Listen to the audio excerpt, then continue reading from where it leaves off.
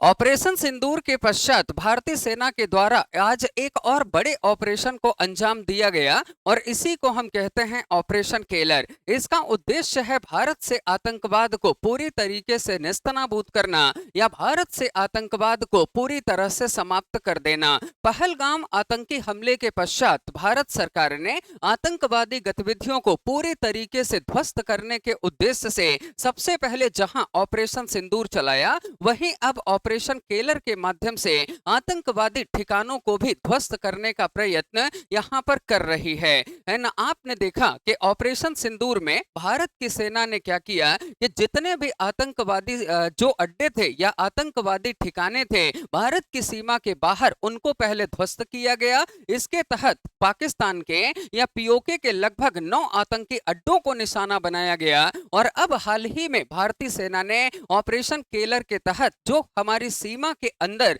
है न, जो घाटी क्षेत्र है जम्मू कश्मीर का, जहां पर दहशतगर्दियों ने है न अपने अड्डे बनाए रखे थे, है न, उनको ध्वस्त करने के लिए ऑपरेशन केलर को अंजाम दिया गया। इस ऑपरेशन केलर के अंतर्गत ऐसा कहा जाता है कि सबसे पहले क्या हुआ कि जो हमारे राष्ट्रीय राइफल्स की एक यूनिट है उसको सबसे पहले एक जानकारी मिलती है कि जो जम्मू कश्मीर का शोपिया जिला है ना, अगर आप डायग्राम पर देखें तो ये जम्मू कश्मीर का शोपिया जिला है और इस शोपिया जिले के अंतर्गत ऐसा बोला गया कि जो है ना, इसी में केलर नाम का एक क्षेत्र पड़ता है, वहां पर है ना कुछ आतंकवादी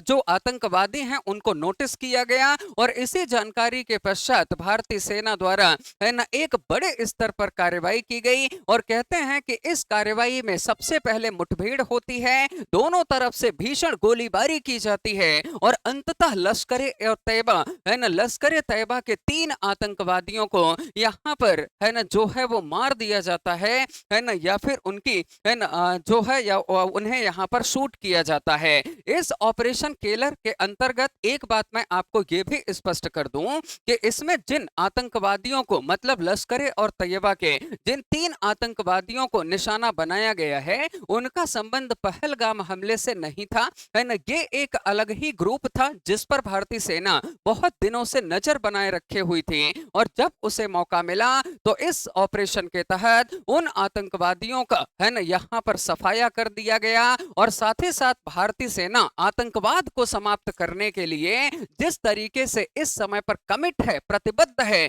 आप सब देख पा रहे हैं कि भारतीय सेना एकदम स्पष्ट कर चुकी है कि भारत में किसी भी तरह से आतंकवाद को बर्दाश्त नहीं किया जाएगा और अगर भारत पर किसी तरह से आतंकवादी घटना को अंजाम दिया जाता है तो उसे एक्ट ऑफ वॉर यानी कि उसे युद्ध समझा है न जाएगा। और साथ ही साथ सभी आतंकवादियों पर निगरानी बनाए रखने के उद्देश्य से सेना ने कश्मीर में है न ऐसे बहुत सारे पोस्टर भी जारी किए हुए हैं, है न। इन पोस्टर के जरिए है न आतंकवादियों के बारे में जानकारी देने या सूचनाएं एकत्रित करने पर 20 लाख रुपए का इनाम तक भी सरकार ने या हमारी सेना ने रखा हुआ है। तो क्या था ये ऑपरेशन केलर, है ना, और ऑपरेशन केलर के तहत क्या क्या कार्रवाई की गई, मुझे लगता है कि आपको यह निश्चित तौर पर समझ में आया होगा। तो बस बने और जुड़े रहिएगा उड़ान एकेडमी के इस ऑनलाइन डिजिटल प्लेटफॉर्म के साथ और जानते रहिए इसी तरीके की करंट मुद्दों पर, है ना, हमारी जो ये कहानियां हैं उनको।